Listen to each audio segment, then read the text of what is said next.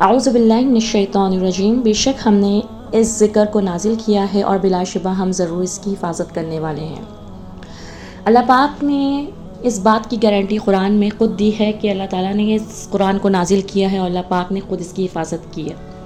آپ سوچیں کہ اللہ پاک جس کتاب کی گارنٹی دے رہے ہوں تو اس میں کچھ اوپر نیچے ہو سکتا ہے؟ کبھی نہیں، کیونکہ آج 1400 سال سے زیادہ کا عرصہ ہو گیا، اس کے زیر زبر میں بھی کوئی فرق نہیں کر پایا، کیونکہ اس کتاب کی گارنٹی اللہ تعالیٰ نے لی اور اس قرآن کا معجزہ بھی یہ کہلاتا ہے کہ اس میں کوئی زیر زبر میں تک چینجز نہیں کر سکتا۔ اس کے علاوہ جتنی بھی آسمانی کتاب، حالانکہ وہ بھی اللہ پاک نے خود اتاری تھی، لیکن وہ اپنی حالت پہ موجود نہیں ہے، کیونکہ اللہ پاک نے قرآن کی جو حفاظت لی وہ کسی کتاب کی نہیں لی۔ اللہ کی کتاب کی خود کی اللہ تعالیٰ نے حفاظت نہیں لی بجز کے قرآن، تو آج جو ہاتھ کی لکھی کتابیں ہیں یا کسی بھی ریفرنس سے ہمارے پاس آ رہی ہیں تو اس کی حفاظت کا ذمہ کیسے ہم لے سکتے ہیں؟ پہلی بات میں آپ سے کہنا چاہوں گی کہ آج فتنے کا دور ہے۔ دو طرح کے فتنے ہوتے ہیں، ایک ظاہری فتنہ ہوتا ہے اور ایک باطنی فتنہ ہوتا ہے۔ ظاہری فتنہ تو وہ ہوتا ہے جس سے انسان بچ سکتا ہے، اپنی کوشش سے، اللہ کی مدد سے وہ بچ سکتا ہے، کیونکہ وہ اس کو ظاہری طور پر نظر آ رہا ہوتا ہے۔ اور ایک ہوتا ہے باطنی فتنہ، وہ ایسا فتنہ ہے جو منافقت کا فتنہ ہوتا ہے، جو بظاہر ہمیں بہت اچھا لگ رہا ہوتا ہے لیکن وہ ہوتا فتنہ ہے۔ اس سے بچنے کی دعا اللہ سے مانگی جائے اور انسان ایک طرف یکسو ہو کر اللہ کی کتاب کو تھامے رکھے گا تو وہ اس سے ضرور بچ سکتا ہے۔ آج بہت ساری احادیث کے نام سے ایسی باتیں آتی ہیں جو انسان تصور بھی نہیں کر سکتا کہ ہمارے پیارے نبی صلی اللہ علیہ وسلم نے وہ بات فرمائی ہوگی۔ نبی صلی اللہ علیہ وسلم کا خود کا صحیح فرمان ہے کہ انہوں نے کہا کہ اتنے فرقے ہوں گے جس میں سے صرف ایک فرقہ جنت میں جائے گا، تو ہم کیا سوچ سکتے ہیں کہ وہ کون سا فرقہ ہوگا؟ اتنی سارے فرقے ہیں جس میں ہر کوئی فرقہ اپنی بات نبی صلی اللہ علیہ وسلم کی طرف منسوب کر کے کہتا ہے، اور وہ کہتا ہے کہ ہمارے پیارے نبی صلی اللہ علیہ وسلم نے فرمایا۔ کیا آپ سوچ سکتے ہیں کہ نبی صلی اللہ علیہ وسلم نے کبھی بھی کسی ایک مسئلے کے اتنے سارے فیصلے کیے ہوں؟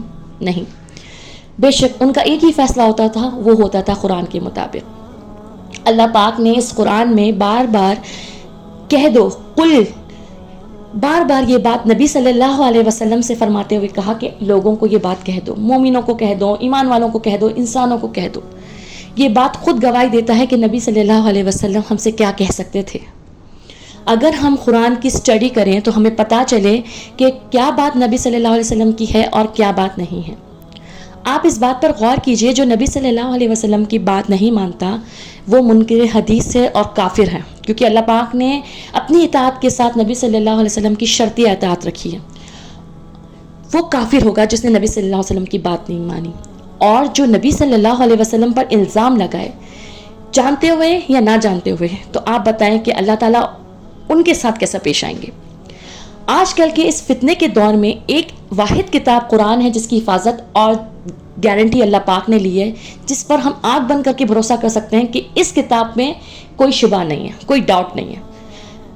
آج ہمارے پاس اللہ تعالیٰ نے اس مسئلے سے حل نکالنے کے لیے اللہ پاک نے قرآن کا علم حاصل کرنا ہمارے لیے بہت ضروری ہے، جس سے ہم یہ پہچان سکتے ہیں کہ کون سی بات نبی صلی اللہ علیہ وسلم کی ہے اور کون سی بات ان پر تہمت ہے۔